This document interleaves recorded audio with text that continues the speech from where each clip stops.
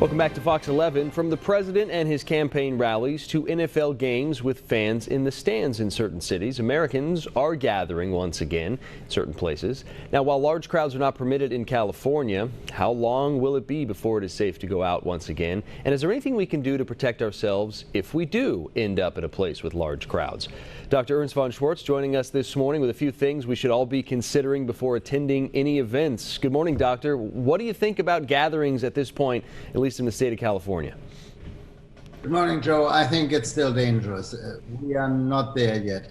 Just remember how COVID started in Europe, especially in Italy, which was the most hit country at that time in February. It started in a soccer stadium, San Siro Stadium in Milano, where the city of Bergamo's team had their biggest game of their lifetime. They all went home and they all infected the entire community. So we are very concerned. I know that, and I think you mentioned the Browns won last night. They had approximately 6,000 spectators, as far as I know, in their stadium. They actually had them sign a health certificate, if you wish, or a health promise that they stay home if they are sick and that they wear the mask, except when they drink or eat, and that they keep a social distance. So, having said that, I think, of course, we all want to attend the sport events and the mass events, but I think it's only possible if you follow the CDC guidelines. And if you look at the guidelines, there's 4 risk groups, and the lowest risk, obviously, as the CDC says, is stay home and watch TV.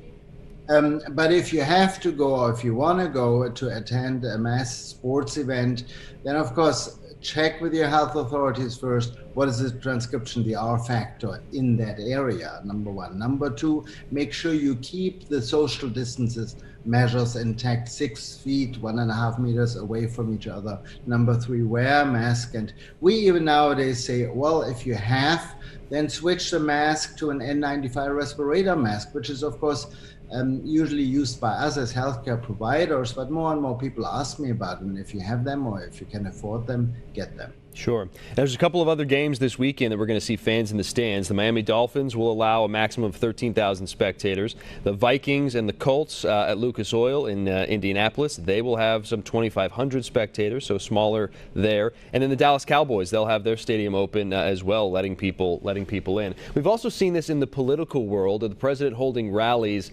There's a lot of people in a tight space. At the NFL, they're trying to space folks out. When you see large gatherings and they're so closely together, I mean, it can't help but spread, right?